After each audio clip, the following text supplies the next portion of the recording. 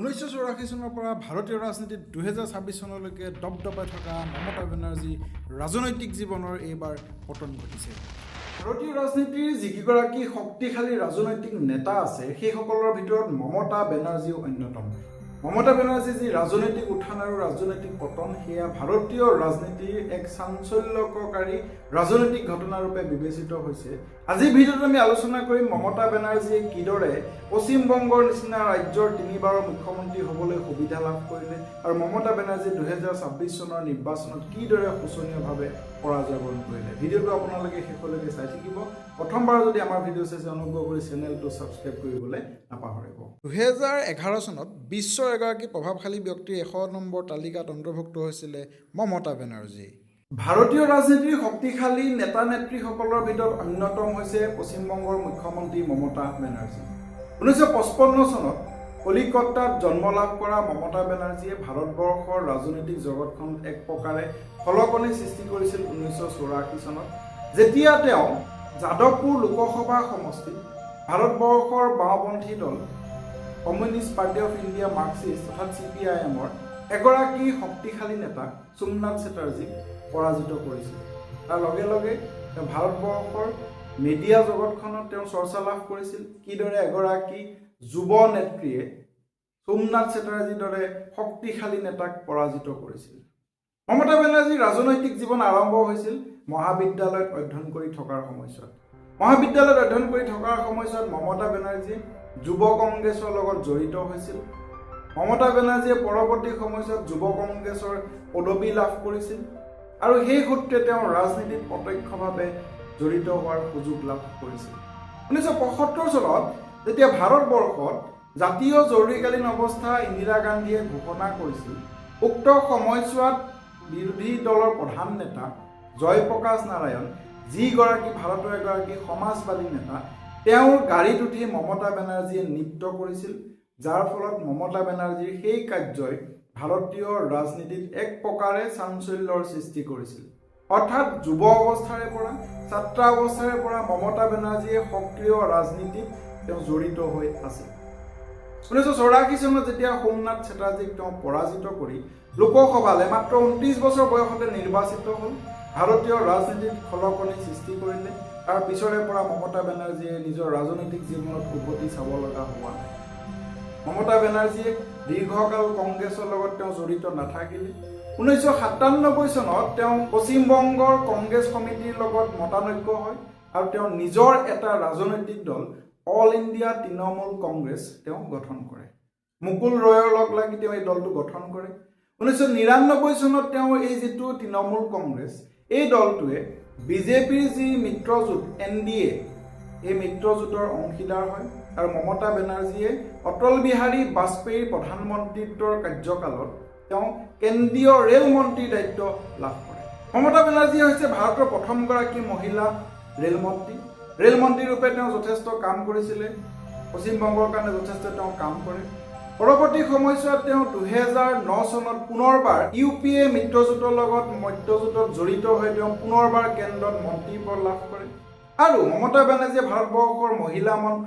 মহিলা মন্ত্ৰীৰ লগতে তেওঁ মানৱ সম্পদ বিকাশ মন্ত্ৰী, এনেকুৱা বিভিন্ন গুৰুত্বপূৰ্ণ পদবীত তেওঁ দায়িত্ব নিৰ্বাহ কৰিছিল। 2007 চন আৰু 2011 চন এই দুয়োটা সময়ছোৱাত মমতা বেনাৰ্জীৰ ৰাজনৈতিক জীৱনে ঊৰ্ধ্বগামী ৰূপ লাভ কৰে, কাৰণ 2007 চনত পশ্চিমবংগৰ সিংগুৰ নামৰ ঠাইত টাটা কোম্পানীয়ে এক বৃহৎ প্ৰকল্পৰ কাৰণে ভূমি লাভ কৰিছিল, য'ত টাটা কোম্পানীৰ তৰফৰ পৰা ভাৰতৰ আটাইতকৈ কম দামী কাৰ টাটা নেনো নিৰ্মাণৰ প্ৰকল্প তেওঁলোকে স্থাপন কৰে। মমতা বেনাৰ্জীয়ে সিংগুৰৰ এই প্ৰকল্পক সাংঘাতিক ধৰণে বিৰোধিতা কৰে, ফলত ৰতন টাটাই এই প্ৰকল্পক গুজৰাটলৈ স্থানান্তৰিত কৰে। এই যি তেওঁ বিৰোধিতা কৰে শক্তিশালীভাৱে, ইয়াৰ কাৰণে তেওঁ পশ্চিমবংগৰ ৰাইজৰ মাজত জনপ্ৰিয়তা লাভ কৰে। 2011 চনত নন্দীগ্ৰামত এক বৃহৎ উদ্যোগ স্থাপনৰ কাৰণে পশ্চিমবংগৰ বাওঁপন্থী চৰকাৰে ভূমি আবণ্টন দিয়ে। মমতা বেনাৰ্জীয়ে সাংঘাতিক ধৰণে বিৰোধিতা কৰে, কৃষকসকলৰ মাজত তেওঁ ইয়াৰ যোগেদি জনপ্ৰিয়তা লাভ কৰে। 2011 চনত যেতিয়া পশ্চিমবংগৰ বিধানসভা নিৰ্বাচন অনুষ্ঠিত হয় মমতা বেনাৰ্জীয়ে তেওঁ সিঙ্গুৰ আৰু যি নন্দীগ্ৰামৰ যি তেওঁ প্ৰতিবাদ কৰিছিলে নেতৃত্ব লৈছিলে তাৰ ফলশ্ৰুতিৰে তেওঁ পশ্চিমবংগত 34 বছৰ শাসন কৰা বাওঁপন্থী দল CPIMৰ চৰকাৰক তেওঁ উফৰাই দিলে আৰু তৃণমূল কংগ্ৰেছে প্ৰথমবাৰৰ কাৰণে ৰাজ্যখনত চৰকাৰ গঠন কৰে পশ্চিমবংগৰ 8 সংখ্যক মুখ্যমন্ত্ৰী ৰূপে তেওঁ দায়িত্ব গ্ৰহণ কৰে আৰু 2011 2016 2021 চনত ক্ৰমাগতভাৱে 3 বাৰৰ কাৰণে তেওঁ বৃহৎ বিজয় সাব্যস্ত কৰি পশ্চিমবংগৰ মুখ্যমন্ত্ৰী ৰূপে দায়িত্ব নিৰ্বাহ কৰিছিল যিদৰে মমতা বেনাৰ্জীৰ ৰাজনৈতিক উত্থান আকৰ্ষণীয় আছিল চাঞ্চল্যকাৰী আছিল 2026 চনৰ বিধানসভা নিৰ্বাচনত মমতা বেনাৰ্জীয়ে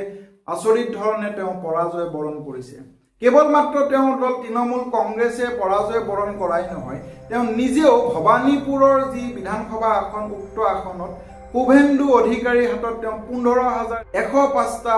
ভোটৰ ব্যৱধানত তেওঁ পৰাজয় বৰণ কৰিছিল মমতা বেনাৰ্জীয়ে দীৰ্ঘকাল ৰাজনীতিত থকাৰ পিছত এইবাৰে হৈছে তেওঁ এনে ধৰণৰ সাংঘাতিক পৰাজয় 3 বাৰে পশ্চিমবংগত তেওঁ চৰকাৰ গঠন কৰিছিল কিন্তু এইবাৰ তেওঁ দলে লাভ কৰিলে মাত্ৰ 80খন আসন 294খন আসনৰ ভিতৰত ভাৰতীয় জনতা পাৰ্টিয়ে লাভ কৰিছে 206খন আসন উল্লেখযোগ্য যে ভাৰতীয় জনতা পাৰ্টি